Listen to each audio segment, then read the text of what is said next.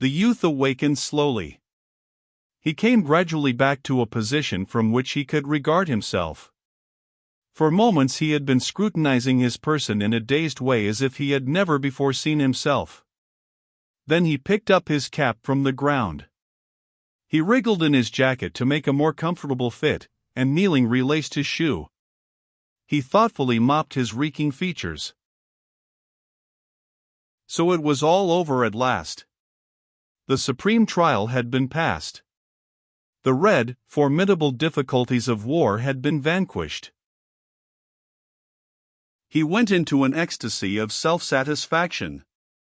He had the most delightful sensations of his life. Standing as if apart from himself, he viewed that last scene. He perceived that the man who had fought thus was magnificent. He felt that he was a fine fellow. He saw himself even with those ideals which he had considered as far beyond him. He smiled in deep gratification. Upon his fellows he beamed tenderness and goodwill. "Gee, ain't it hot, hey?" he said affably to a man who was polishing his streaming face with his coat sleeves.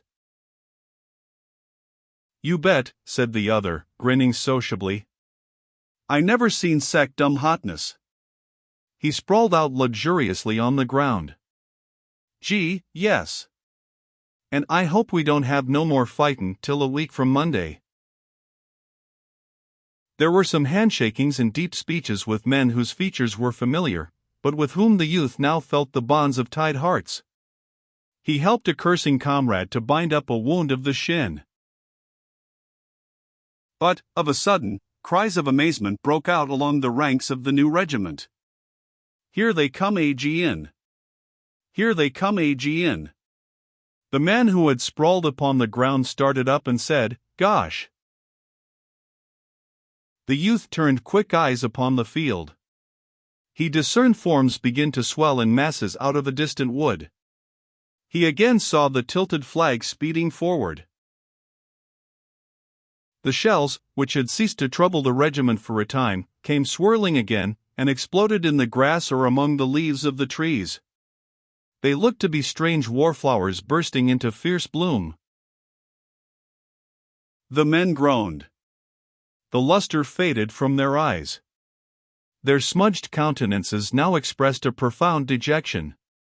They moved their stiffened bodies slowly, and watched in sullen mood the frantic approach of the enemy. The slaves toiling in the temple of this god began to feel rebellion at his harsh tasks. They fretted and complained each to each.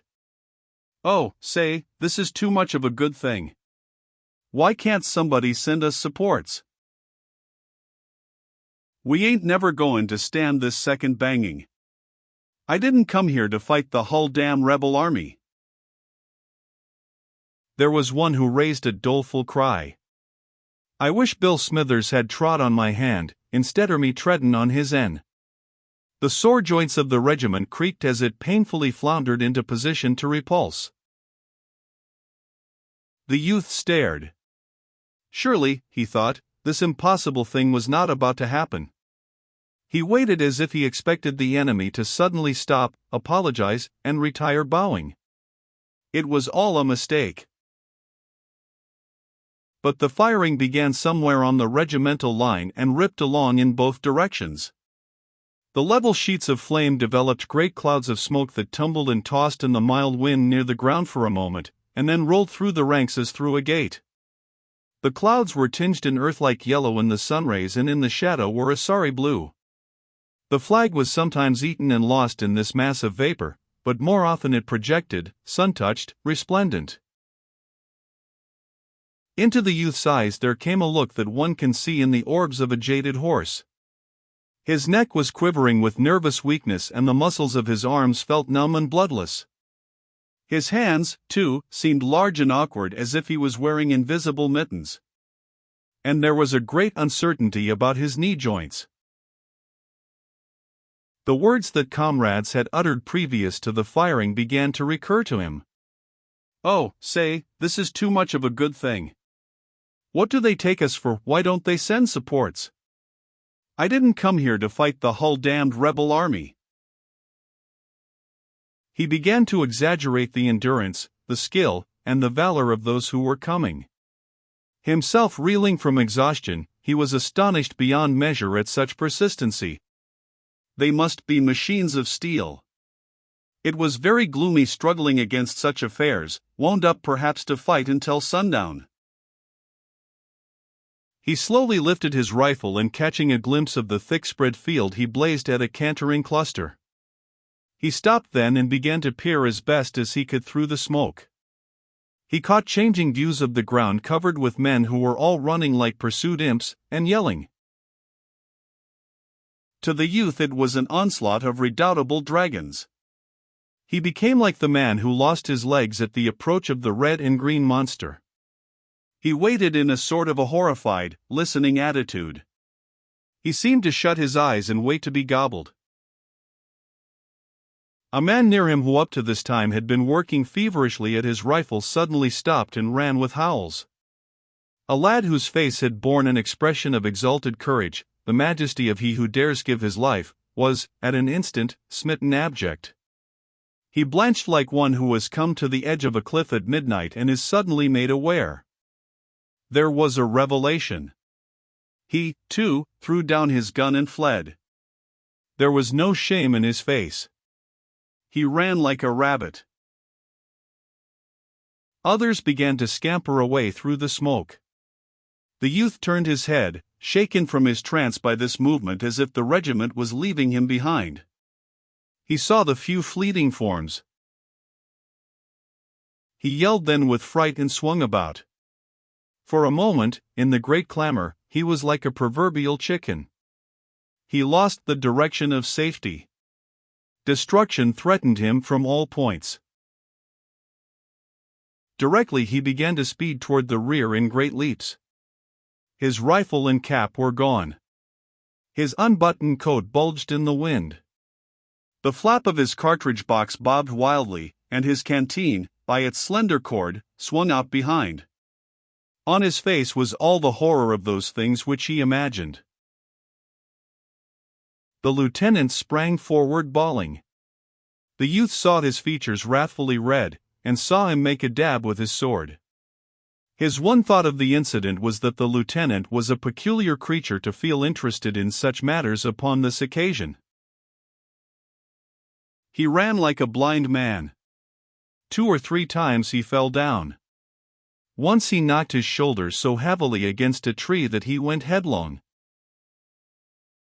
Since he had turned his back upon the fight, his fears had been wondrously magnified. Death about to thrust him between the shoulder blades was far more dreadful than death about to smite him between the eyes. When he thought of it later, he conceived the impression that it is better to view the appalling than to be merely within hearing. The noises of the battle were like stones. He believed himself liable to be crushed.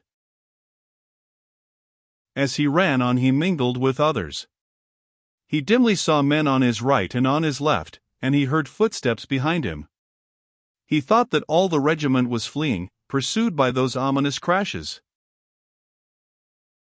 In his flight, the sound of these following footsteps gave him his one meager relief.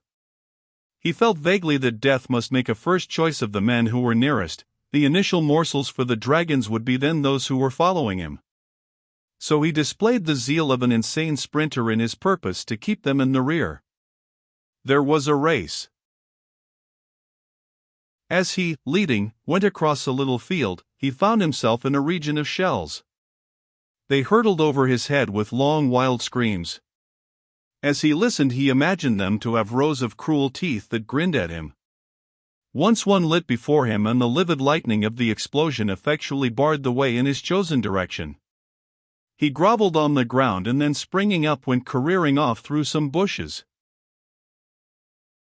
He experienced a thrill of amazement when he came within view of a battery in action. The men there seemed to be in conventional moods, altogether unaware of the impending annihilation. The battery was disputing with a distant antagonist, and the gunners were wrapped in admiration of their shooting. They were continually bending in coaxing postures over the guns. They seemed to be patting them on the back and encouraging them with words. The guns, stolid and undaunted, spoke with dogged valor. The precise gunners were coolly enthusiastic. They lifted their eyes every chance to the smoke-wreathed hillock from whence the hostile battery addressed them. The youth pitied them as he ran. Methodical idiots. Machine-like fools. The refined joy of planting shells in the midst of the other battery's formation would appear a little thing when the infantry came swooping out of the woods. The face of a youthful rider, who was jerking his frantic horse with an abandon of temper he might display in a placid barnyard, was impressed deeply upon his mind. He knew that he looked upon a man who would presently be dead. 2. He felt a pity for the guns, standing, 6 good comrades, in a bold row. He saw a brigade going to the relief of its pestered fellows. He scrambled upon a wee hill and watched it sweeping finely, keeping formation in difficult places. The blue of the line was crusted with steel color, and the brilliant flags projected. Officers were shouting. This sight also filled him with wonder.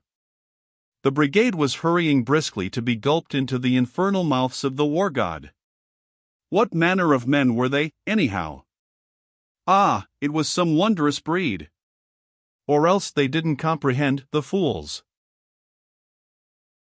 A furious order caused commotion in the artillery. An officer on a bounding horse made maniacal motions with his arms.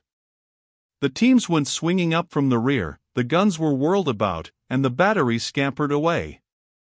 The cannon with their noses poked slantingly at the ground grunted and grumbled like stout men, brave but with objections to hurry. The youth went on, moderating his pace since he had left the place of noises. Later he came upon a general of division seated upon a horse that pricked its ears in an interested way at the battle. There was a great gleaming of yellow and patent leather about the saddle and bridle. The quiet man astride looked mouse-colored upon such a splendid charger. A jingling staff was galloping hither and thither. Sometimes the general was surrounded by horsemen and at other times he was quite alone. He looked to be much harassed. He had the appearance of a businessman whose market is swinging up and down. The youth went slinking around this spot. He went as near as he dared, trying to overhear words. Perhaps the general, unable to comprehend chaos, might call upon him for information. And he could tell him. He knew all concerning it. Of a surety the force was in a fix, and any fool could see that if they did not retreat while they had opportunity, why? He felt that he would like to thrash the general, or at least approach and tell him in plain words exactly what he thought him to be. It was criminal to stay calmly in one spot and make no effort to stay destruction. He loitered in a fever of eagerness for the division commander to apply to him. As he warily moved about, he heard the general call out irritably, "Tompkins, go over and see Taylor, and tell him not to be in such an all-fired hurry. Tell him to halt his brigade in th edge of th woods. Tell him to detach a regiment. Say I think th center bell'll break if we don't help it out some. Tell him to hurry up." A slim youth on a fine chestnut horse caught these swift words from the mouth of his superior. He made his horse bound into a gallop almost from a walk in his haste to go upon his mission. There was a cloud of dust. A moment later the youth saw the general bounce excitedly in his saddle. "Yes, by heavens, they have." The officer leaned forward. His face was aflame with excitement. "Yes, by heavens, they've held him. They've held him." He began to blithely roar at his staff, "We'll wallop him now. We'll wallop him now. We've got him sure." He turned suddenly upon an aide, "Here, you Jones, quick ride after Tompkins, see Taylor, tell him to go and everlastingly, like blazes, anything." As another officer sped his horse after the first messenger, the general beamed upon the earth like a sun. In his eyes was a desire to chant a paean. He kept repeating, "They've held them, by heavens." His excitement made his horse plunge, and he merrily kicked and swore at it. He held a little carnival of joy on horseback.